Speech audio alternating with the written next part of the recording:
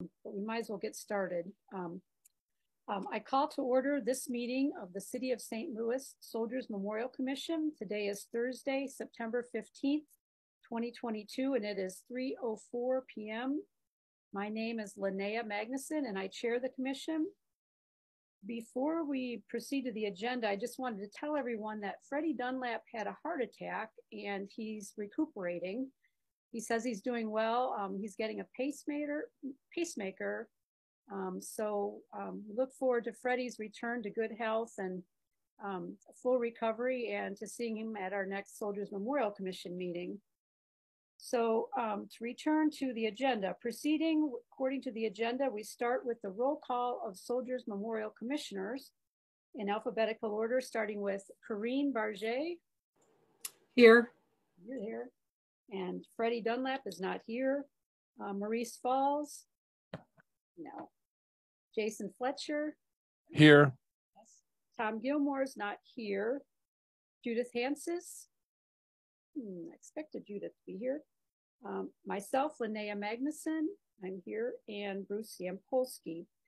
We don't have a quorum today, so I guess we won't be able to approve our meeting minutes from the last meeting. But anyway, moving ahead, Corinne, would you please lead us in the Pledge of Allegiance?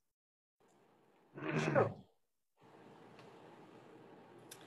I pledge of allegiance to the flag of the United States of America and to the republic for which it stands, one nation, under God, indivisible, with liberty and justice for all.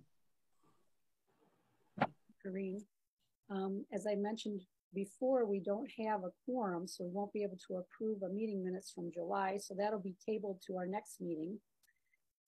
Moving on, report on Soldiers Memorial. That'd be Mark. All right, let's see.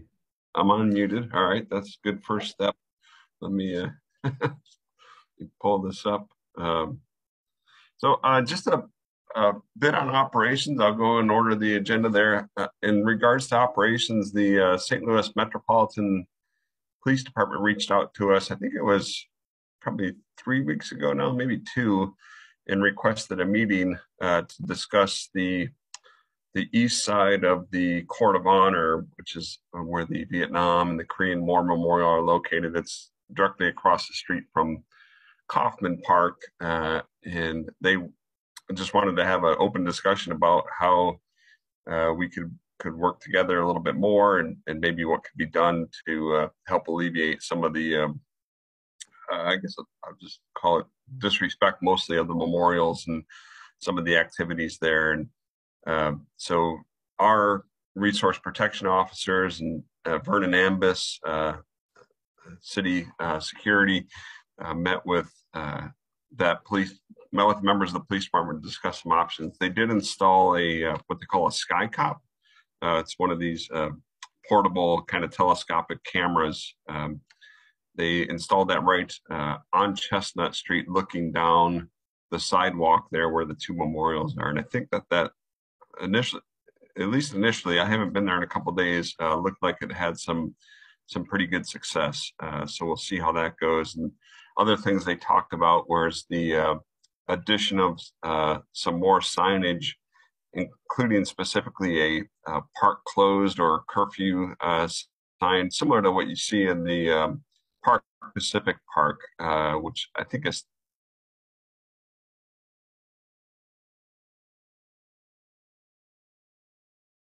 now. I'm seeing that, and the signs themselves don't work. I mean, they don't stop the behavior really, but they do give the police and our resource protection officers kind of another tool. So when they go out and they have conversations with folks, there's something there kind of legitimizing what we're requesting or what we're asking them to do, because that'll typically will be the first response as well. I didn't see the sign, or I didn't read the sign. So if there is no sign there, we don't have much of a leg to stand on. With a sign, it helps a little bit. I I don't think very many people read the sign and then behave accordingly, unfortunately. But they are a tool that both the police and our resource protection officers have requested. So hopefully that'll get a little teeth. We definitely saw a large increase in traffic in that side of the Court of Honor, probably over the last, I'd say probably 6 weeks or so, which was a little unusual because those folks mostly had stayed out of there. And, you know, some would trickle in, but we definitely saw an uptick, and not really sure why or what caused that. But I think that's what caused the police to reach out. So anyway, that's a little bit of an update. We are also looking at adding some fencing pieces between the memorials. If you're you might have trouble visualizing this if you don't see it very often, but there's two kind of like rectangular stone walls that are separated, actually 3, that are separated by about like 3 or 4 feet. And what's happened is that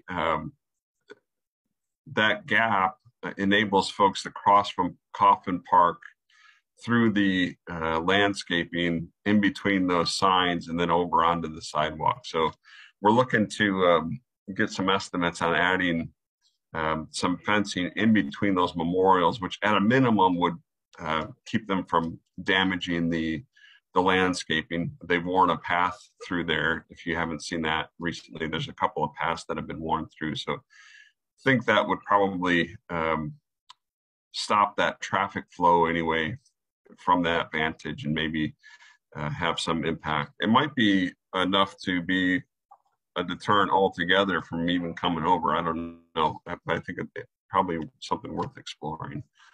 So that's a couple of updates on kind of security operations and whatnot. Otherwise, in regards to the building, the lower level is now completely closed. Yep.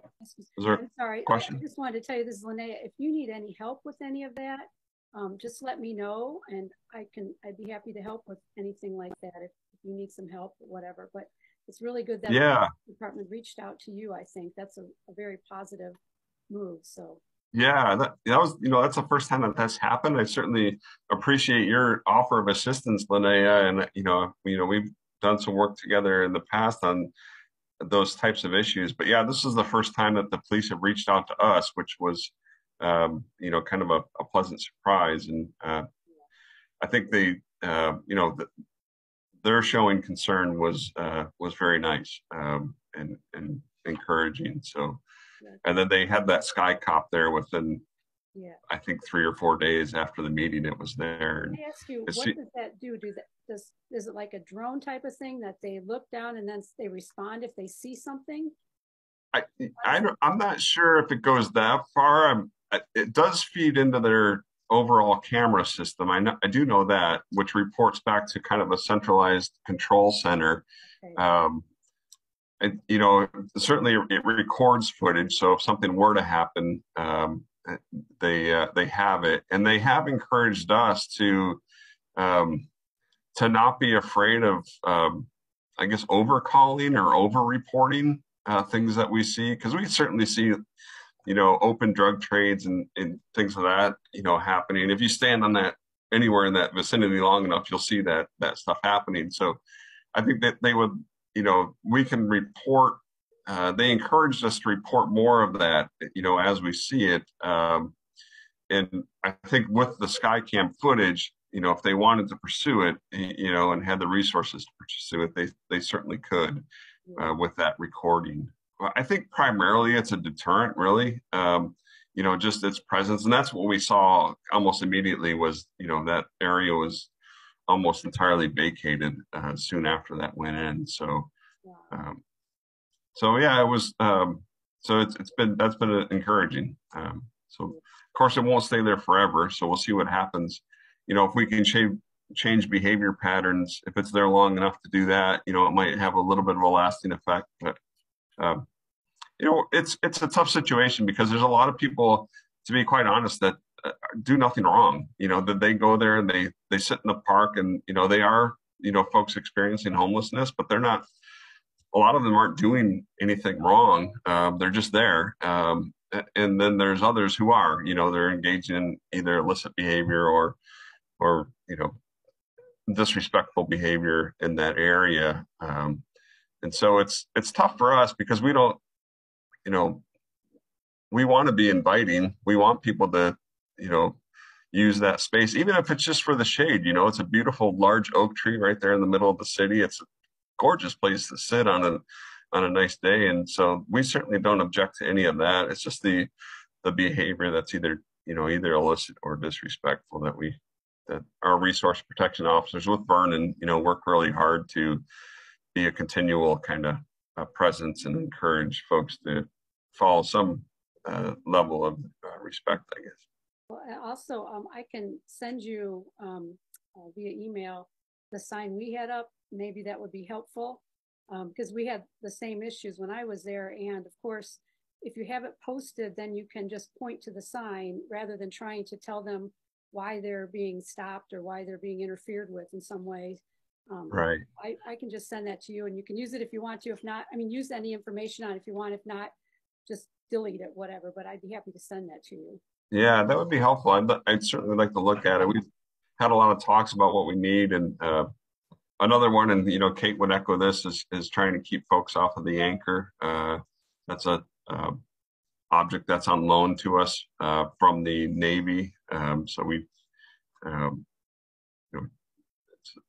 it's a museum artifact, I guess you'd call it, and so we try to keep folks off the anchor too. So we'll be adding some signage there as well. So yeah, anything you have, Linnea, I will certainly be happy to look at it. And yeah, thank you. So moving into the building, the lower level is now completely closed to the public, and they're really well underway with installing the Vietnam exhibit, which will open on Veterans Day. They're in that space now, erecting temporary walls, which will kind of create the flow through the galleries, and we'll are busy installing cases where the cases need to go, and so all that stuff's being moved around. So it's pretty chaotic. Not chaotic. It's a work zone. So we're keeping the public out of there until opening, which will be on November 11th, which is kind of the next thing I'll roll into, which is the exhibits. Vietnam at War and at Home is scheduled to open on Friday, November 11th. Everything is still on schedule and looking good.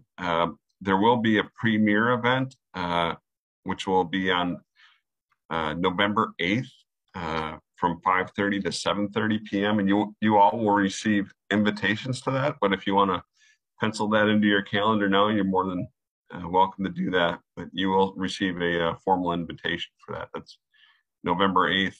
So a few days before the official opening to the public from 5:30 to 7:30. And then there'll be another event November 11th, the evening, a grand opening event for the exhibit, which will be 4 to 6 p.m. on Friday, November 11th. And you're definitely more than welcome to come to that as well. So keep an eye out for those invites as they come out. We are other exhibits that are kind of working right now. We have 2 banner shows that are going into the one into Mac downtown, one into Mac West, and then we'll do another rotation at 1520 Market for a new banner show there. But the downtown the athletic club downtown will receive Vietnam at War and at Home, which is essentially both promotional and educational. It's really promotional, trying to drive people to Soldiers to visit the real exhibit, but it also obviously has some of the its content is based on what's in the exhibit as well. So there's the educational piece. And then the Athletic Club West is receiving the Battle at Home Veterans Homelessness. And this is the exhibit that the Teens Make History program developed over the past year and is currently installed in room 206 on the 2nd floor. So, and then Lydia Prebish, who's our education coordinator, she's going to start. One thing we haven't done well with those is, we have the shows at 1520, and we have the banner shows at both athletic clubs, but they really could take on a much bigger life than that and go to schools and libraries and other places. So Lydia, that'll be on her kind of work plan for this coming year, is to find additional homes. And we have quite a stockpile of these banner exhibits now. I think we have 5 or 6 of them. So there's a lot of options for different groups if we can connect with them and if they have a suitable space for it. That's it on exhibits. Into programs. Really excited, and unfortunately I'm up in Buffalo right now about places for AASLH, but Stand Down is 2 days from now, this Saturday, and it's really come together, I think, really nicely.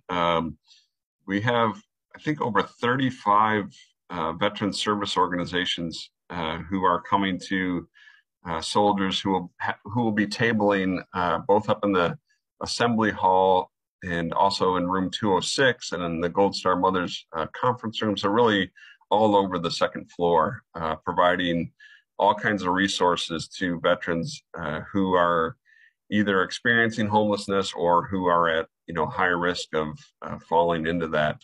So it should be really good. And Cassie Strom will be there with her group. She's kind of been the, I guess, official, unofficial leader of the event this year. She's really taken a lot of that on, and we'll be out on Chestnut Street as well. And Linnea and Travis worked with Parks to get us some trash cans and picnic tables and parking permits. And Chestnut will be closed between 14th and 13th. So it really should be a nice event. I think could be the kind of the beginning of really revitalizing a pretty significant stand down event, which has been going on at Soldiers for years, but certainly over the pandemic and other things that kind of suffered and fell apart a little bit. So it's kind of being reborn now, and it looks like it's really taking great shape. Part about it as well, that it's stand down / stand up for women. Yeah.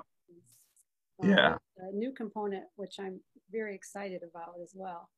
Yeah, so we were able to get the stand-up all in room 206, which is one of the large meeting rooms in the upstairs, and that'll be dedicated exclusively to servicing women veterans who are at risk. And Cassie's been doing that for years. So it's really kind of nice that it's kind of combined now, and it's all happening at Soldiers or on the grounds. So I think it's going to be a great event. I really wish I wasn't missing it, but here I am. But Molly has been making sure she does just as well as I do. So so it's good to have her there and working with everybody else. So and other events coming up Saturday, September 24th at 11 a.m. Lindsay Davis, our program coordinator, she's been working hard on this. It's been pretty tricky, but she's been trying to pull together an animals in service program.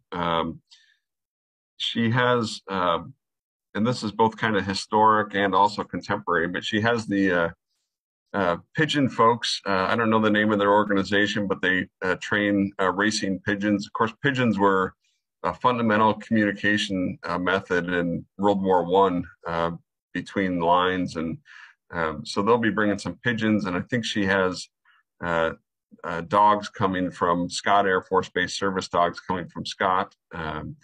And we were pretty close to getting some mules, but that fell apart just last week. But it was the Missouri, I think it's out of Mizzou.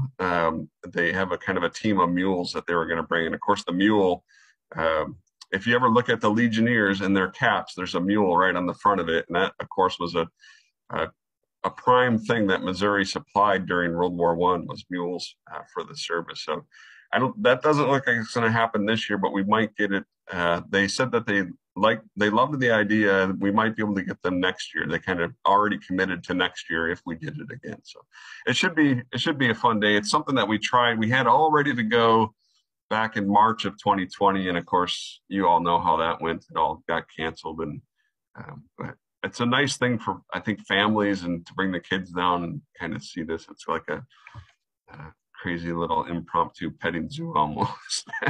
I don't know, but it's got great service connection, and of course it's got a military history connection to it. So we'll see how that goes. And then the next day, on Sunday, September 25th, Fair Winds, which is a U.S. Navy band, will be performing in the Assembly Hall at 4 p.m.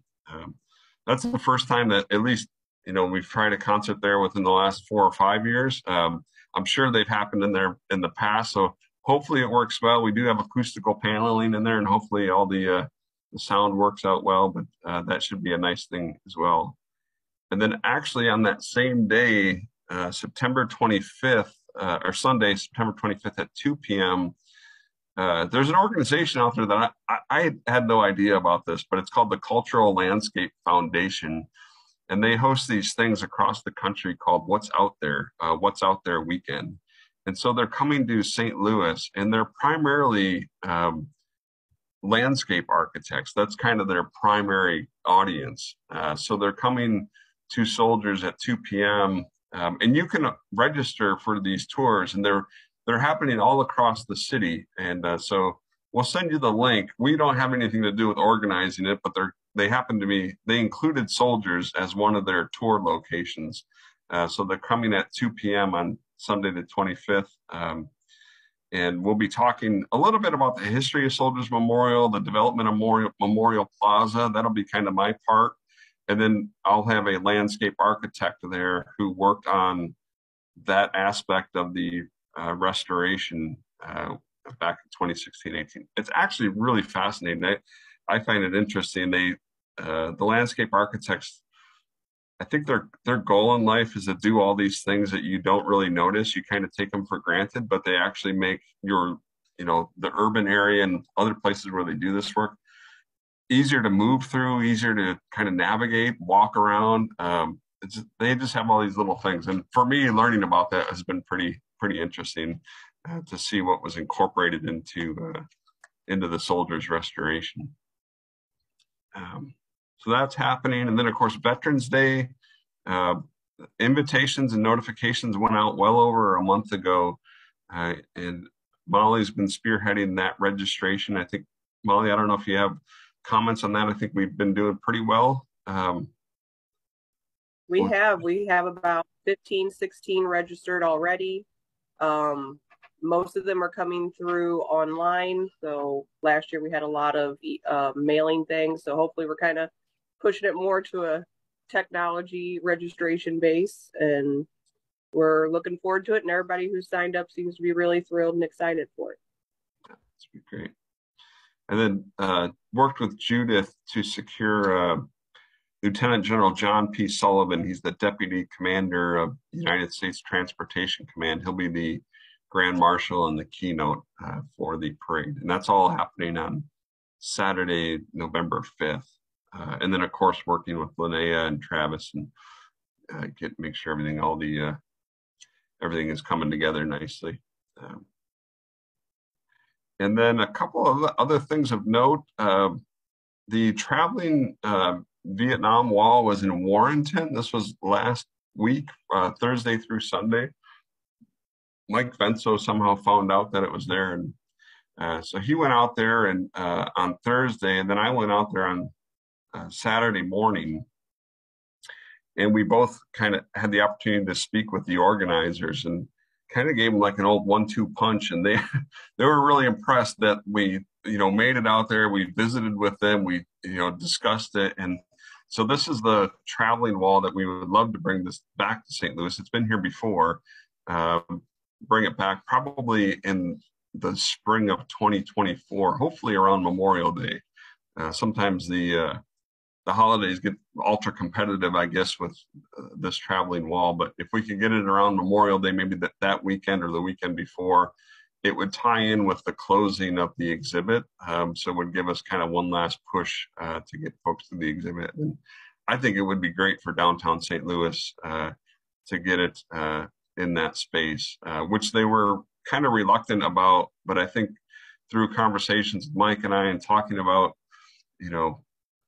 folks like Vernon and our resource protection and all, our relationship with the city and the police department, that we kind of allayed some of their fears about safety and security for the memorial wall. So that should be great. That was a pretty fortuitous thing that we saw that was going to be so close, and we're able to make that visit. And then one last great thing before I turn it over to Kate. She's going to talk a little bit about collections, but the American Legion National Commander is coming to St. Louis on September 28th. And so he will be coming to soldiers at 10 a.m. that morning for a 1-hour tour. So that's pretty much like a celebrity for us. I mean, it's really great that the National Commander is coming. Certainly, so cool that he's carving out time out of an agenda, a full agenda for that day, that to come and visit soldiers and see what we're doing, and and how St. Louis has recognized its veterans. I think it's really, really cool. So that's happening on September 28th with a tour. And Kate sent me an email earlier, but Kate, I'm just going to have you give the update rather than me read what you wrote me. Sounds good. All right.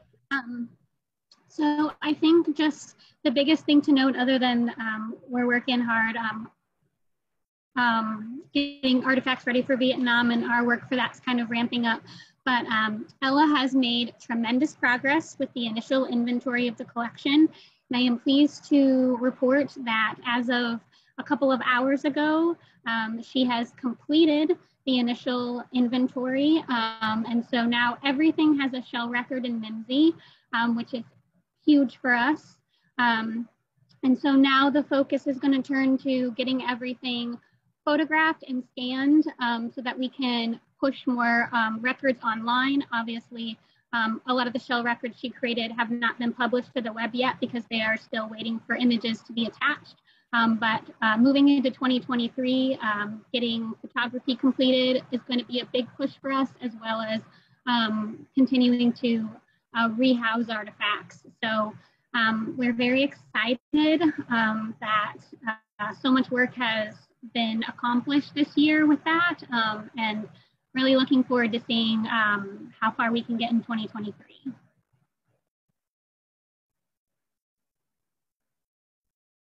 Yeah, out of all those things I said, I think the accomplishment of that, the creation of initial shell records for everything in the collection it's got to be the best news of everything today. It's really so important and so critical that all is all now.